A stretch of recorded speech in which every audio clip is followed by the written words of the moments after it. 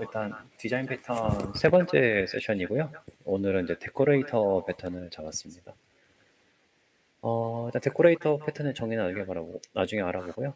여기 이렇게 예제 코드가 하나 있는데, 저희가 주로 파일 IO를 자바에서 다룰 때 이런 식으로 예제를 좀 많이 찾아보실 수 있을 거예요. 뭐 인풋 스트림이라는 걸 생성해서 인풋 스트림 리더의 생성자의 인수로 던지고, 또 그 결과물을 또 버퍼드 리드에 던지고, 이런 식으로 이제 U 이렇게 체인돼서 하는 걸 많이 보실 수 있는데, 이런 식으로 코드를 왜 쓰는지가 제가 좀 궁금해서 알아보기 시작한 디자인 패턴이었고요. 결과론적으로 말씀드리자면, 이렇게 써게 되는 이유는 결과적으로 이게 데코레이터 패턴이라는 것이 적용되어 있기 때문에 그렇습니다. 데코레이터는 결국은 이제 어감에 나오듯이 뭔가 꾸며주는 사람이거든요. 그래서 이걸 좀 기억하시고 밑에 데피니션을 보시면 좋을 것 같아요. 일단 정의 내역이고요. 여기는 이제 그 영어로 되어 있는데, 어쨌든 이제 좀 그 GOF라는 곳에서 책에 있는 걸 그대로 발췌해 놓은 내용인데, 결과적으로 보시면은 이제 다른 자기와 같은 레벨에 있는 객체에 영향을 주지 않으면서 다른 추가적인 행동을 유연하게 추가적인 행동을 추가할 수 있는 그런 패턴이고, 좀 특이한 점은 기본 기능과 추가 기능 이렇게 두 가지가 크게 있다고 보셨을 때, 추가 기능을 데코레이터라는 클래스로 한번 싼 다음에 그걸 데코레이터 패턴, 이제 객체를 통해서 이렇게 쌓아 나간다. 약간 좀 말로 하니까 좀 어렵네요. 그래서 여기 밑에 예시를 보시면은 결국은 이 내용 자체는 첫 번째로 파일 인풋 스트림, 파일을 바이트 기반으로 읽은 다음에 인풋 스트림 리더를 통해서 UTF 파일로 인코딩 처리한 후에 버퍼를 적용해서 파일의 최종적인 내용을 가져온다라는 코드의 뜻이 돼요. 결국은 이렇게 파일을 읽어오는 기능, 또 인코딩하고 스트림을 적용하는 기능, 또 버퍼를 적용하는 기능. 그냥 파일을 읽는다는 게 기본적인 행동이라고 한다면, 이런 추가적인 기능들을 데코레이터라는 것을 만들어서 이렇게 서로 조합해 나가서 사용하는 방식이라고 보시면 될 것 같아요. 그래서 굳이 제가 이 코드를 예제로 잡은 거는 자바 데코레이터 케이스가 그렇게 많지는 않은데, 가장 대표적으로 적용되어 있는 게 자바 IO 쪽이거든요. 근데 이제 이걸 하다 보면 좀 드는 생각이 있을 수 있는데, 그냥 애초에 이렇게, 사실 이게 코드가 이쁘진 않잖아요. 되게 복잡하잖아요. 뉴 이렇게 뭐 하고, 뭐 어떤 케이스를 보면은 또 이게 다른 경우도 있어요. 다른 경우도 있는데 막상 테스트해서 보면 결과물은 똑같단 말이죠. 그래서 되게 혼돈스러울 수 있는데, 애초에 그냥 이렇게 만약에 버퍼링이나 그러니까 읽을 때 버퍼랑 그다음에 엔코디 기능까지 적용된 구현체를 하나 만들어서 그냥 이렇게 깔끔하게 쓰면 좋지 않느냐라는 생각이 들기도 하는데요. 이게 뭐 이런 방식은 좀 깔끔하다는 장점은 있지만, 결과적으로 이렇게 자바 IO를 구성하지 않은 것은, 제 개인적으로 추론을 하자면, 파일을 읽을 때 파일의 성질에 따라서 적용돼야 되는 추가 기능이 많잖아요. 그럼 그 추가 기능만큼 이런 식으로, 그 추가 기능이 n개라고 하면 그 n개의 경우의 수만큼 이렇게 만들어줘야 되는데, 그러면 서브 클래스가 되게 폭발적으로 늘어날 거잖아요. 이제 그런 걸 피하기 위해 이런 디자인 패턴을 적용하지 않았나 예상을 해봅니다. 밑에가 클래스 다이어그램이고요. 좀 보시면 감이 잘 안 올 것 같은데, 여기 컴포넌트라고 되어 있는 인터페이스는 결국 어떤 하고자 하는 기능을 정의한 인터페이스예요. 최상위. 기본적인 기능이 딱 잡혀 있고요. 콘크리트 컴포넌트, 얘는 크게 신경 쓸 수가 없지만 기본적인 기능을 직접적으로 확장해서 구현하는 클래스라고 보시면 될 것 같고, 여기가 중요해요. 콘크리트 데코레이터라고 있는데, 결국 추가적인 기능을 아까 말씀드렸잖아요. 그런 추가적인 기능을 에 대한 구현체가 있고, 이것을 하나로 랩핑할 수 있는 데코레이터가 컴포넌트와 이 콘크리트 사이에 중간에 위치한다라고 보시면 될 것 같아요. 그래서 좀 자세한 예시를 좀 보여드리기 위해서 자바 IO 패키지 구성의 일부를 좀 떼왔어요. 이걸 보시면서 좀 하나하나 보자면, 첫 번째로 파일을 읽는다. 그러니까 우리가 어떤 것을 읽는다라는 것의 소스는 크게 저희가 직접 키인하는 게 있을 수도 있고요. 어떤 파일이 있을 수도 있고요. 아니면 다른 프로그램, 아니면 다른 메소드, 프로그램의 다른 부분에서 넘어오는 데이터가 있을 수 있잖아요. 그런 것들을 소스는 뭐가 될지 모르지만 읽는다는 행위 자체를 리드에이블이라는 인터페이스로 정의를 해놨어요. 자바에서는 주로 뭐 직렬을 한다, 아니면 자원을 다 쓴 다음에 닫는다. 뭐 이런 것들을 뭐 readable, serializable, 그다음에 closeable 뭐 이런 식으로 어떤 행위만 딱 정해져 있는 그런 함수형 인터페이스들을 좀 많이 정해 놓았거든요. readable이 최상위로 있고 그거를 확장해서 이제 어브스트랙트하게 만든 것이 리더라는 게 하나 있습니다. 여기 보시면은 주요 메서드는 상속받은 이제 리드 메서드도 있고요. 그다음에 그것 말고도 좀 더 오버로딩한 따른 이제 메서드 리드도 여러 개 있고요. 일부분만 발췌한 거예요. 그다음에 이제 클로즈 같은 경우는 이제 어브스트랙트로 구현이 되어 있습니다. 그래서 이 리더의 하위를 보시면 버퍼드 리더, 스트링 리더, 인풋 스트림 리더 뭐 이렇게 있는데 실제로 더 있어요. 그 중에서 좀 중요한 것들만 뽑아온 거예요.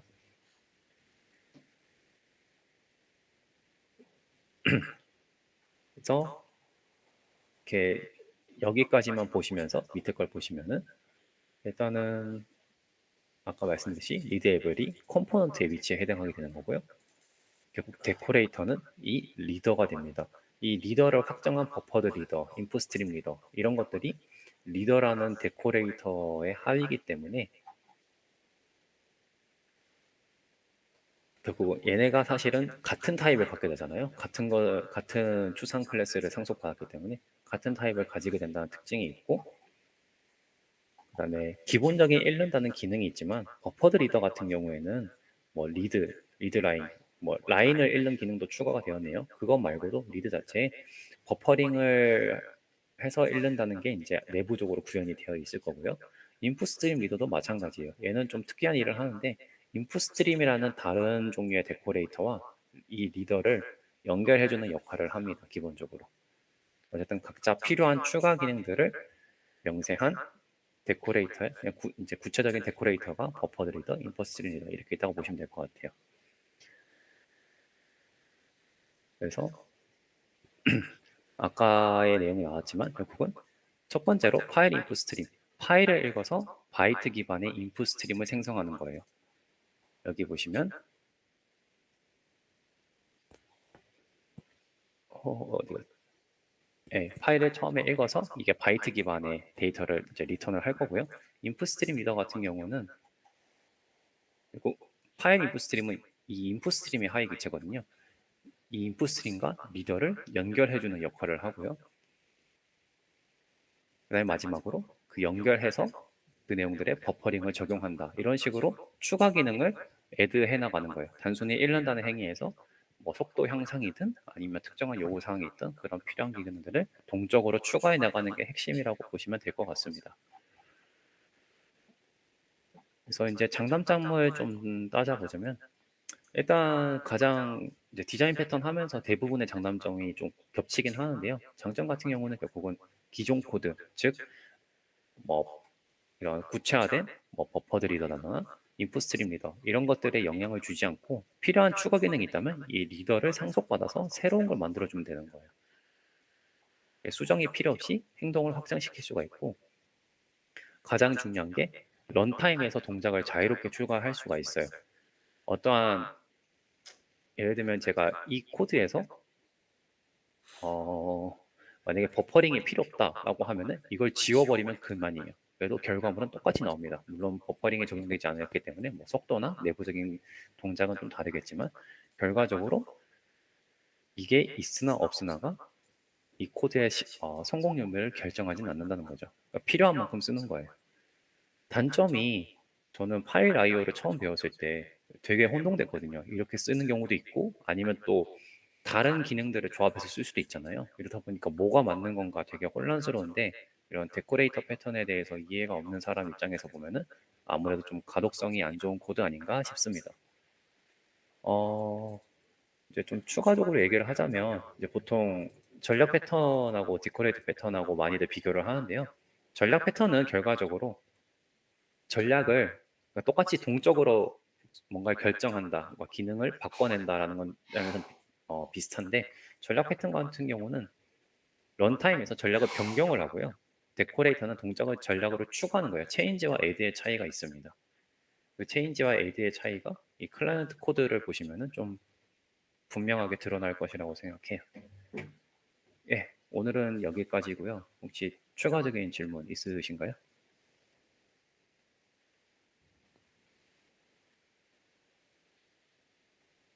혹시 이 디자인 패턴을 실무에서 반영해 보신 적은 있으세요?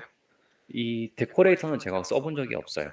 아까 말씀드렸듯이 일단은 그러니까 좀 기능을 이제 동적으로 추가할 수 있다는 점에서는 되게 좋은 장점이 있는데 저는 개인적으로 좋아하지 않는 게 복잡해져요.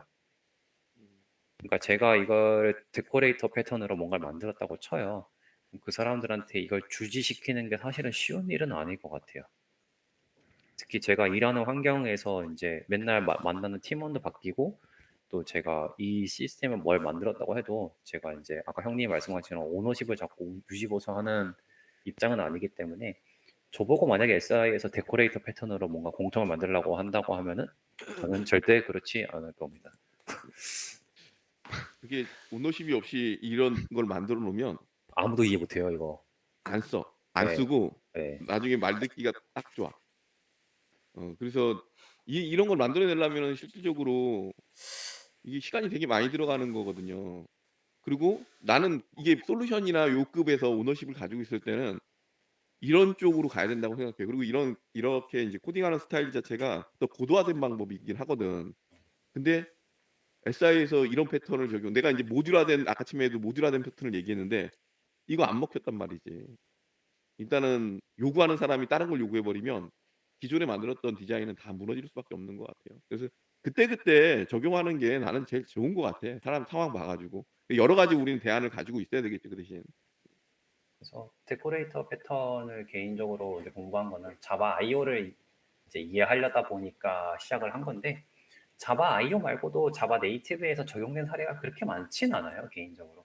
사실 제가 설명하면서도 아까 말로 설명하면서도 되게 어려웠는데 이 패턴의 구조를 좀 직관적으로 잡기가 쉽지가 않잖아요. 그런 면에서 좀 아무래도 전 개인적으로 평가하기엔 이 패턴은 장점보다는 좀 그런 직관적으로 이렇게 눈에 띄지 않는다는 점의 단점이 너무 크지 않나라는 개인적인 평가를 해봅니다. 그냥 이런 게 있다라고만 딱 들어주시면 될 것 같아요. 근데 중간에 저렇게 유를 하려면 어디서 받아 줘야지 그거를 그 애드를 하거나 뭐 그런 거가 되지 않아요? 이해를 못했어요, 질문을. 다시 그러니까 한번 해주세요. 유를 해 가지고 바로 그냥 받아서 쓰잖아요.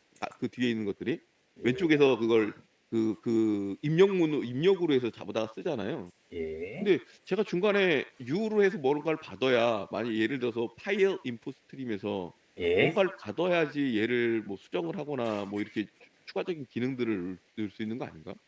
근데 이거는 그냥 쭈루룩 들어가 가지고 결국은 최종적으로 리더를 그냥 사용하는 거잖아요. 그쵸. 나는 그냥 그래서 나도 이거 하면서도 이 가독성도 안 좋고 실질적으로 들어가는 코딩도 많이 있잖아요. 그래서 그냥 그냥 외워서 썼어 나도 그냥. 중간에 이런 것들을 그 당시에 인제 코딩할 때는 어디서 받아서 그러면 중간단에서 받아서 어떤 프로퍼티나 이런 것들을 추가해서 음. 활달한 기능들을 집어넣는 건가 뭐 요 정도 판단하고 말았었거든. 이게 나는 하나의 뭐 이 디자인 패턴으로 존재하는지는 몰랐어요.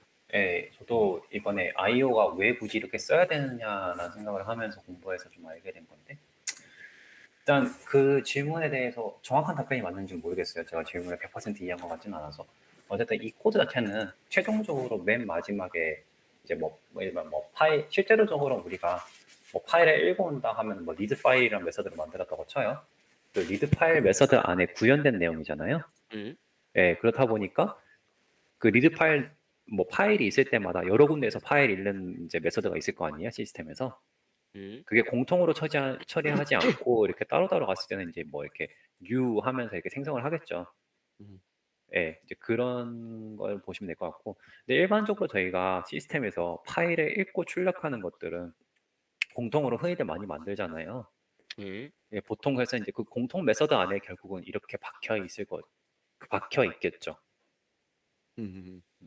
뭐 예를 들면 뭐 커먼의 뭐 리드 파일이라고 하면 커먼의 리드 파일 내용은 여기에 있을 거고 그 커먼의 리드 파일이라는 메서드가 결국은 뭐 파일의 패스라든지 아니면 뭐 파일의 경로 위치를 문자열로 받아서 읽어서 바이트를 리턴하는 형식으로 많이들 구현을 하니까 아마 이제 그런 내용이 여기에 위치하게 되지 않을까 싶은 거고 그것도 사실은 좀 말이 나왔으니까 추가적으로 얘기를 해보자면은 사실은 파일 IO에 대해서 저희가 제일 많이 신경 쓰는 거는 성능 이슈잖아요, 결국은. 예. 그쵸. 뭐 대용량 파일을 읽을 때랑 아니면 간단한 뭐 이미지 이런 것들 뭐 3메가바이트 이런 것밖에 안 되는 것들 읽을 때랑 버퍼. 적용되는 코드가 좀 다르거든요. 그러니까 맞아요. 뭐가 더 빠르고 어떨 땐 뭐가 더 빠르고 어떨 땐 뭐가 좋고 뭐 이런 이슈도 되게 있어요. 맞아요. 그거를 예전에 제가 뭐 그 자바의 NIO 패키지 소개하면서 공유했던 적이 있는데 이제 그런 것들 생각했을 때는 사실은 이런 데코레이터 패턴이 저는 실용성이 많이 있는가라는 점에서는 좀 의문스럽긴 해요, 저는 그러니까 개인적으로. 여기서 지금 버퍼 크기라든지 그쵸. 이런 것들을 정해야 되잖아. 그쵸. 그러니까 그 그것도 내가 하는 얘기가 그거예요. 중간에 뭔가를 받아야 예. 중간에 조작이 가능할 텐데 예. 나도 이런 패턴을 그냥 보기는 했어. 근데 나도 개인적으로 이게 마음에 들진 않았거든, 이 패턴 자체가. '왜 이렇게 쭉 이어서 쓰지? 이렇게 밖에 쓸 수 없나?' 뭐 이렇게 생각을 했는데 이건 중간에 프로퍼티를 변경한 것도 아니고 음. 그냥 리더로 딱 받아 버린 건데 근데 지금도 뭐 얘기했듯이 파일 크기에 따라 가지고 버퍼 크기도 바뀌어야 되거든. 그쵸. 그래야지 어쨌든 그 최적으로 그 읽어 드릴 수 있는 거니까. 그쵸. 그래서 음. 저는 개인적으로 뭐 물론 자바 개발자분들이 저보다 자바에 대해서 많이 이해하고 더 잘하시는 분들이겠죠. 근데 제가 실무에서 어떤 공통적으로 파일에 대해서 뭐 여러 타입의 파일을 읽는다는 뭐 메서드를 만약에 한 개에 뭉쳐놓지 않고 다 쪼개서 제공을 한다고 하면은 저는 데코레이터를 채용하기보다는 맨 처음에 소개드렸던 모델 전략 패턴 쪽으로 갈 것 같아요. 어차피 시스템 내에서 파일을 읽거나 출력하는 방식을 공통으로 만든다는 것은 전략이 몇 개 정해져 있다는 얘기거든요. 음. 그냥 그렇게 가지 않을까 싶습니다. 어쨌든 근데 뭐 자바 네이티브가 이렇게 구성되어 있는 순간 돼 있으니까 결국 시스템 쪽에 클라이언트 코드 어느 부분에서는 결국 이렇게 써야 되는데 그냥 이런 코드가 왜 이렇게 써져야 되는가에 대한 이해를 좀 하면서 쓰면 좋겠다라는 취지에서 공유했다고 보시면 될 것 같아요. 좋네요. 어쨌든 간에 디자인 패턴을 많이 알아두는 거는 좋은 것 같아요.